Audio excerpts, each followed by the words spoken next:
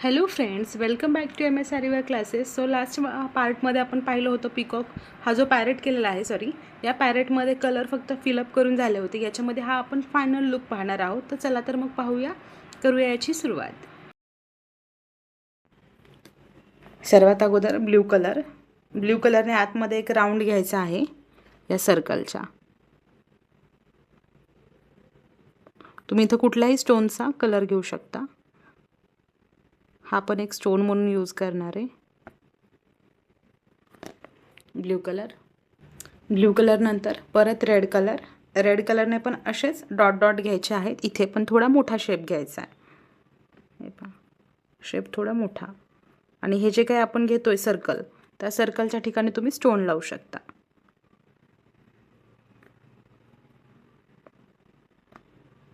Round ब्रशनेच घ्यायचे हे.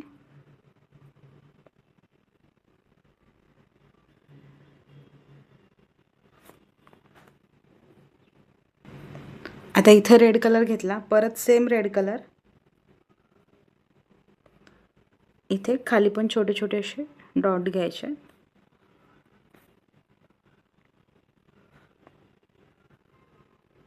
इथं थोडी साईज छोटी ठेवा. आता अगोदर जी घेतली आपण ती मोठी साईज होती, आता हे छोट्या साईजचे असतील. अशा पद्धतीने या रेड नंतर परत ग्रीन, ऑरेंज असा कुठलाही एक स्टोनचा कलर घ्यायचा आहे, किंवा रेड पण तुम्ही इथं घेऊ शकता. हे जे सर्कल घेतले याच्या आतमध्ये एक मोठा डॉट घ्यायचा. एका साईडला घेणार आहे, तोच नंतर सेकंड साईडला पण शेप मोठा घेतला रेड. त्याच्यावरती जो आहे त्यामध्ये मग ग्रीन किंवा ब्ल्यू कलर परत घेऊ शकता एक वेळा. याच्यात जास्त तर स्टोनचंच काम असतं, स्टिक करायचं.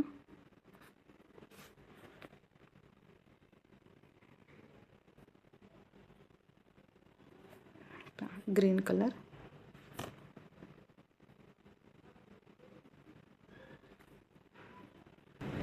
पुढे ऑरेंज कलरने पण असेच डॉट डॉट घ्यायचे आहेत. इथं जो पॅरेट घेतला आहे पॅरेटच्या नेकपाशी, इथं खूप जास्त डार्क शेड नाही यूज करायचा. जसा गोल्डन आणि ऑरेंज कलर हा ऑलमोस्ट सेमच जातोय, त्यामुळे हाच यूज करतोय आपण. ऑरेंज खाली पण, इकडे पण ऑरेंज.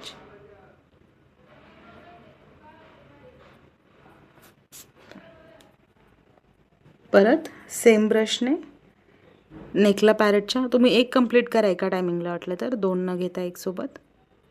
परत डॉट, याच्यात जास्त तर डॉटचंच वर्क आहे.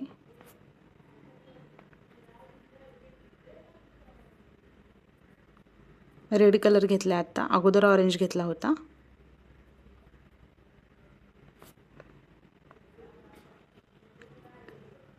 एक जसा पॅरेट आहे सेम तसा सेकंड आहे.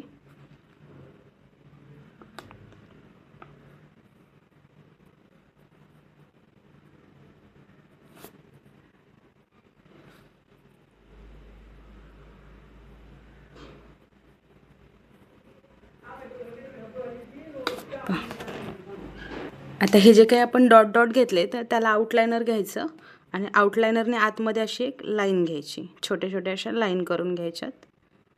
आउटलाइनर थोडंसं गरम पाण्यामध्ये ठेवायचं यूज केल्यानंतर, म्हणजे ते व्यवस्थित असं लाईन घ्यायच्यात फक्त याच्यामध्ये. जिथं आपण डॉट घेतला आहे का त्या डॉटच्या मध्ये, जसं मेहंदीचा कोन किंवा आपण पेन पकडतो बरोबर तसंच. इकडे पण आता इथं तर डायरेक्टली सर्कलच करायचा. हा असा ड्राय झाल्यानंतर ते व्यवस्थित दिसतं. असं जरी तुम्हाला तेवढं नाही दिसलं उठून तर, कारण तंजोर पेंटिंगमध्येच आउटलाइनरचा जास्त वापर असतो.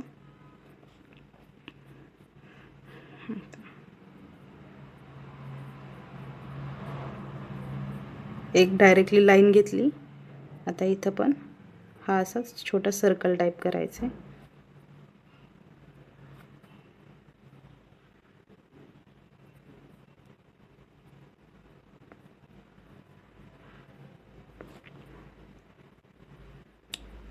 एक 99% किंवा 90% जरी म्हटलं का तरी पण गोल्डन आणि गोल्डन कलरचाच वापर आहे. आउटलाइनर असेल गोल्डन किंवा मग कलर असेल गोल्डन, एवढं तर त्याचा यूज आहे. हे फक्त बेस कलर दिलेले आहेत आपण बेसला.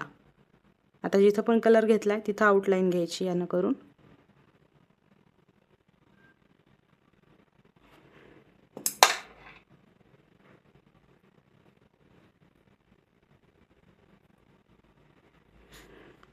या ठिकाणी पण ब्ल्यू कलरच्या बाजूने. यापुढे पण ब्लॅक कलरचा वापर करायचा आहे आपल्याला. हे पहा, इथं असं फ्लावरच्या जशा आपल्या पेटल असतात त्या पेटल घ्यायच्यात ब्लॅक कलरने.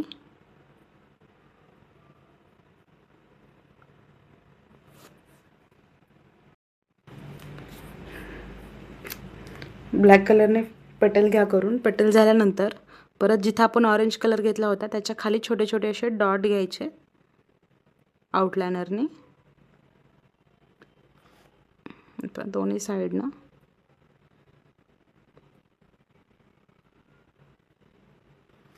आणि हा जो इथं हाफ सर्कल घेतला त्याच्या पण आतमध्ये एक तर तुम्ही गोल्डनने घ्या किंवा येलो कलरने पण चालतील, पण शक्यतो आपण इथं गोल्डनचा वापर करतोय.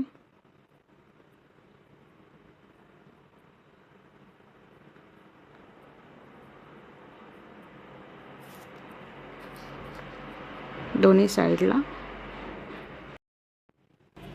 पहा आता इथपर्यंत झालं असेल तर परत एकदा ग्रीन कलर घ्यायचा आहे आणि ग्रीन कलरने पण सेम असेच डॉट द्यायचे तिथंच जे आपण अगोदर घेतले. अजून वरती एक राऊंड होईल. हा जसा ग्रीन कलरचा घेतला सेम तोच वरती राऊंड ब्ल्यू कलरचा घ्यायचा आहे वरच्या साईडला.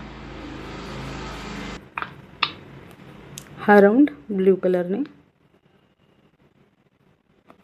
याला पण आउटलाईन घ्यायची ड्राय झाल्यानंतर आउटलाइनरने. आणि त्याचबरोबर परत एकदा ब्लॅक कलर घ्यायचा आणि ब्लॅक कलरने इथं पण जशावरती तुम्ही पेटल घेतल्यात सेम त्याच पेटल घ्यायच्यात एकदम लाईनला टच करून.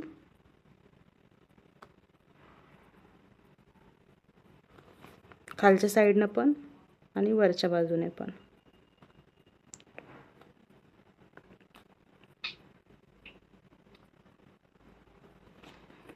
दोन्ही साईडनं. आता परत एक वेळा आउटलाईन ब्लॅक कलरच्या बाजूने आणि ब्ल्यू कलरच्या बाजूने. ड्राय झाल्यानंतर ह्या लाईन एवढ्या ब्रॉड दिसत नाहीत, ड्राय होतो कलर. आता दिसताना दिसू शकते तुम्हाला खूप मोठा सर्कल.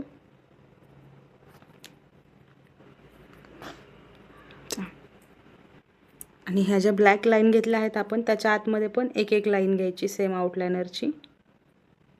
ब्लॅक ज्या पेटल घेतल्यात ना त्या पेटलच्या आतमध्ये.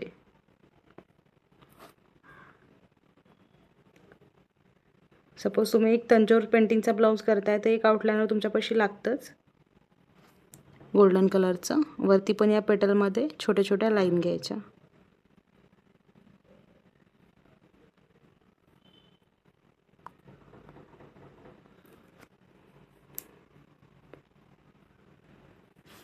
आडव्या लाईन एक दोन लाईन घ्यायच्या.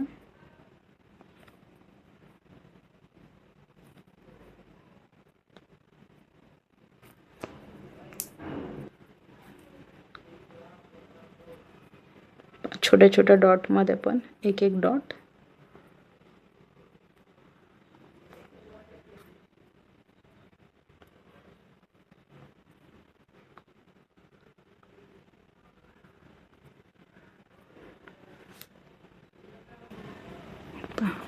या ठिकाणी पण ब्लॅक कलरनेच जशा पेटल घेतल्यात अगदी पेटलचा शेप आहे हा असा.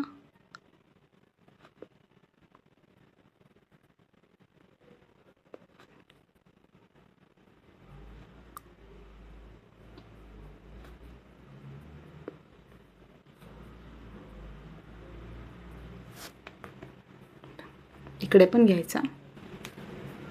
आणि इथं पण जे आपण या छोट्या छोट्या पेटल घेणार आहे त्या प्रत्येक पेटलमध्ये गोल्डन आउटलाइनर जे आहे त्याची एक एक लाईन असणारच आहे कंपल्सरी. इथं पण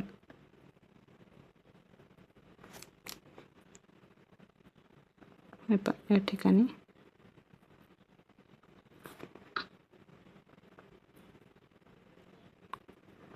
ओलं असताना दोन्ही सेमच जाणवतं आपल्याला, पण ज्यावेळेस ते ड्राय होईल त्यावेळेला डिफरन्स दिसेल.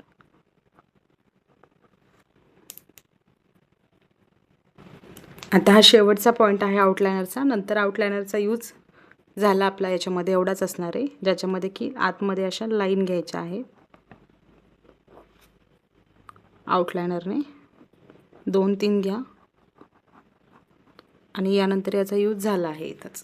सेम इकडे पण घ्यायचं आहे. आता फायनल झालं. याचे डोळे बाकी आहेत फक्त.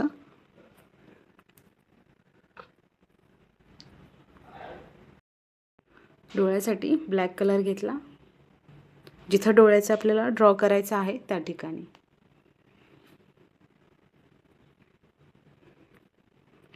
एकदम जी चोच आहे, चोचला थोडंसं दूर घ्यायचं इथं. दोन्ही ठिकाणी हे असं मार्किंग करून घ्यायचं आणि तिथंच आपल्याला डोळ्याचं ड्रॉइंग करायचं आहे. आता हा जो ब्लॅक कलर आहे हा खूप कमी घ्यायचा आहे. ब्रशवरती खूप कमी घ्या, कारण जागा कमी आहे.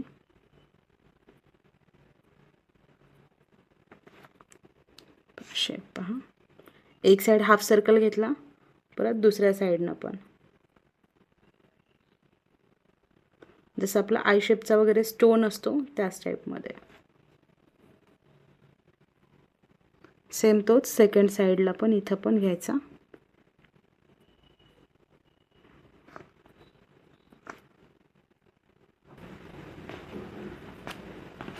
आता या पॅलेटमध्ये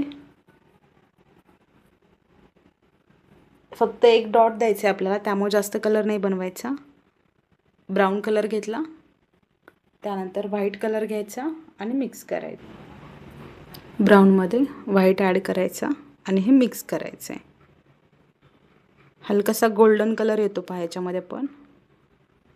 ज्यावेळेस तुमच्याकडे गोल्डन कलर नसेल तर तुम्ही त्यावेळेला हा असा कलर बनवून पण यूज करू शकता. हा जो आता इथं बनवला आहे. डोळ्याच्या बरोबर मिडलमध्ये डॉट घ्यायचा.